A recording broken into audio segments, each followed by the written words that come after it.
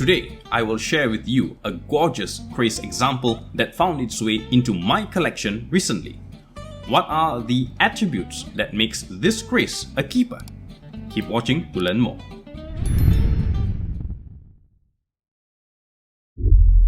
Okay, hi guys, and welcome to another video. May you be in good health and positive spirit always. Once again, you are with me, Khairi Johari, better known as Pak Jofe, the kris collector from Singapore, and you are watching another educational video that will help you grow your collecting skills and develop a healthy collecting habit right here on the Kris Collector YouTube channel. This year has been quite an exciting year so far. I've made some incredible finds on public auction websites and successfully acquired several items of interest. Today, I am sharing with you another interesting kris coming in all the way back into this region from San Diego, California, the US of A. To cut a long and exhilarating auction experience short, 42 bids later, I won this kris at a premium price point. High as it may be for the average collector, but in the right market, it is well worth the price I paid for. At least in my opinion anyway. So, without further ado, let's get into this feature showcase right now. This is a Peninsular Malay kris with strong Patani influence. This would have been a perfect specimen example if it is not missing its end cap, the spatu or buntut. Condition is very good and does show some natural aging to it. Age-wise, I would estimate it to be somewhere from the early to mid 20th century. However, make no mistake about it, the level of craftsmanship shown on this kris suggests it is made by the hands of a highly skilled and experienced kris maker. Fitted with a Patani pusaka style hilt. Now, a Patani pusaka example is relatively different from a pusaka hilt forms made in other regions. Comparable in form to that of a Terengganu or Kelantan made pusaka hilt, save the difference in the size of its head. Other than that, the pusaka form remains the same. I will go deeper about the hilt a little later in this video. The style of the brass pendokok fitting too is a rarity. These days, it is somewhat rare to come across an original design like this. Modern reproductions may share the same looks, but its specifications are way off point. Adopting the Peninsular Pendokok Piring Ukir form, this style is usually found on krises previously belonging to someone in an office of authority. I can go on and on about the pendokok itself, but I think I'll save that as a standalone topic for a future video. Enough to say, for now, that this style of pendokok are being reproduced in ridiculous quantities outside of the Peninsular Malay regions. Though similar in appearance, aesthetic-wise, lacks the unique key features and specifications of the original.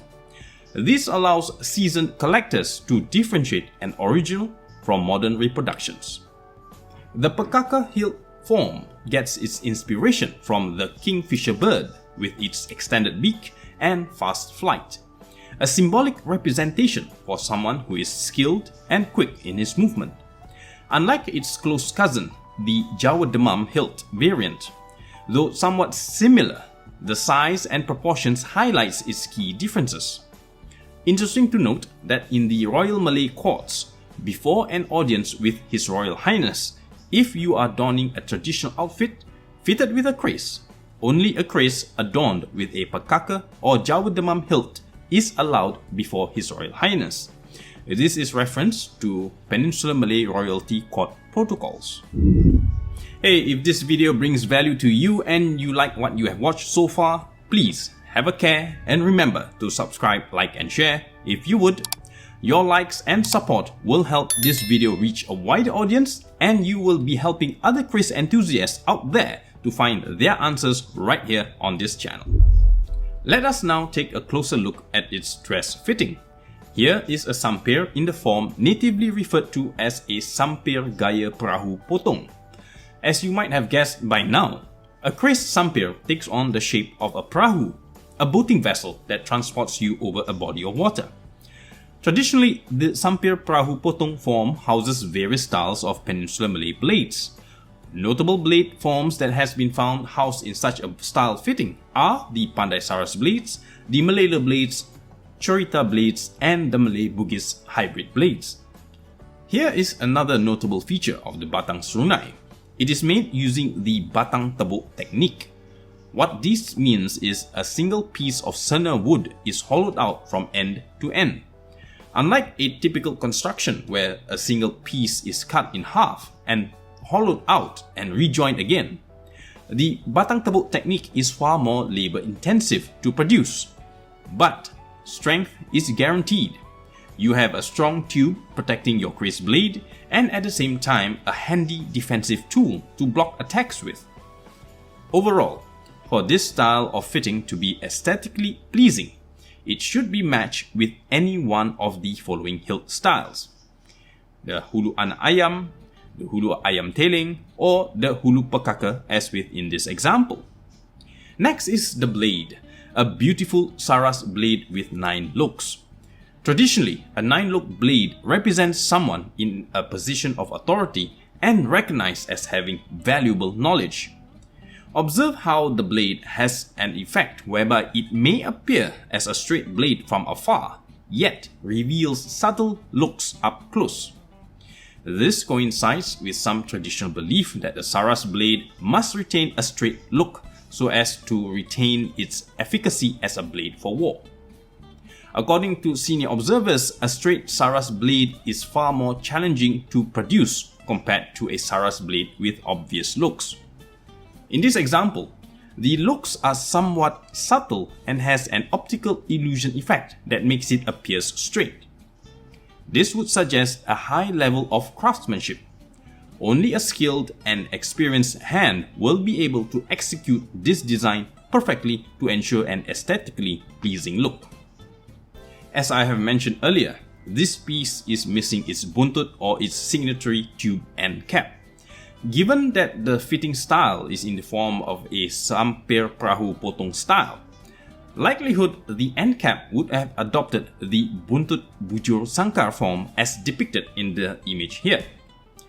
It is likely that the original material used may have been made out of elephant ivory and removed by one of its previous custodians, hence resulting in an incomplete dress look. Applying what I have shared in an earlier video, how do you think this kris will fare in terms of quality? Based on the 13 attributes that ultimately defines a good kris to keep. Let's comb through the checklist now. Let's start with number 1, utuh. I'll give it a yes. Besi, also a yes. Garap, definitely a yes. Pamur, now this is not applicable as this is a non-pamur blade, so I will cross this out. Baja, I'll give it a yes. This is a sturdy high carbon steel blade.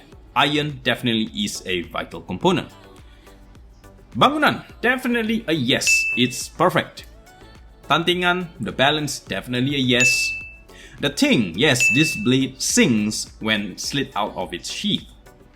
Langka, age-wise, yes, I'll give it a tick as well. This is not a new piece.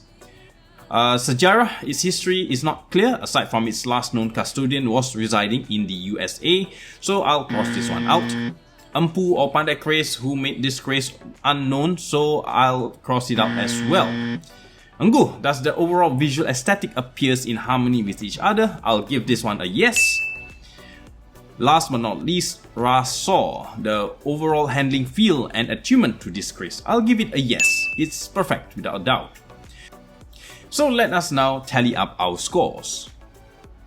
10 green ticks against 3 red crosses. This grading score positions the kris as a definitely must-have in your collection. If you have doubts about the process of importing a kris into Singapore on your own, how to go about applying for the import permit and all, check out this recommended video right here. Processes remains unchanged and what is presented in that video guide still remains relevant today. Or, if you would like to recap on what are the defining traits of a good kris worthy of collecting, check out the next video instead. I'll see you there.